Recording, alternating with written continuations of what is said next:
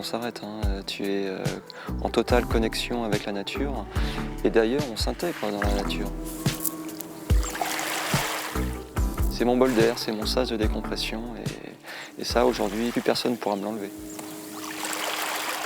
Une tradition millénaire sur l'île de Ré, perpétuée par Cyril, devenu saunier il y a 7 ans. Il récolte l'or blanc à la force de ses bras et de quelques outils. Le souverain, il est bombé et surtout, en fait, il a quelques petits trous qui permettent à l'eau de pouvoir venir rincer le sel lorsque tu le hisses.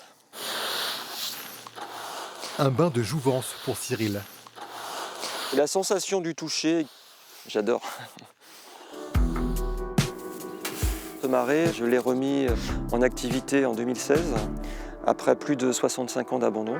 Ce marais a une forme plutôt carrée, alors que tous les marais modernes aujourd'hui qui sont remis en état ont plutôt une forme rectangulaire.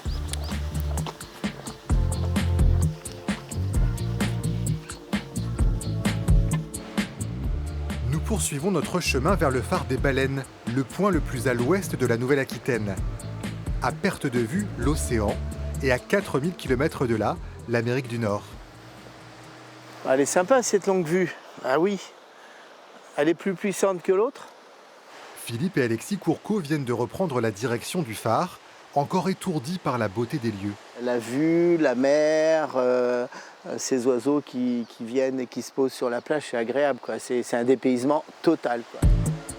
Il y a ici un curieux phénomène, des vagues carrées. Elles apparaissent à la marée montante.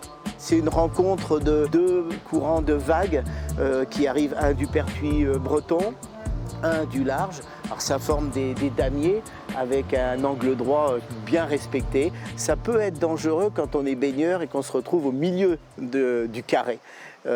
Sinon, c'est très joli à voir. Aux Portes-en-Ré, un petit détour par le bois de Trousse-Chemise, autre trésor de la pointe ouest, un décor aussi exceptionnel que fragile. Et après l'iode et les embruns, l'odeur sucrée de la Mara des Bois chez ce confiturier. C'est vraiment le produit phare. Tout le temps cette même fraise parce que a ce petit côté fraise des bois qu'on n'a pas sur les autres. Depuis qu'il a repris l'entreprise familiale, Bertrand Hérodeau collectionne les prix. Fier de son travail et de faire voyager le symbole d'Ars-en-Ré, le clocher et sur toutes les étiquettes. Ah, c'est chez moi.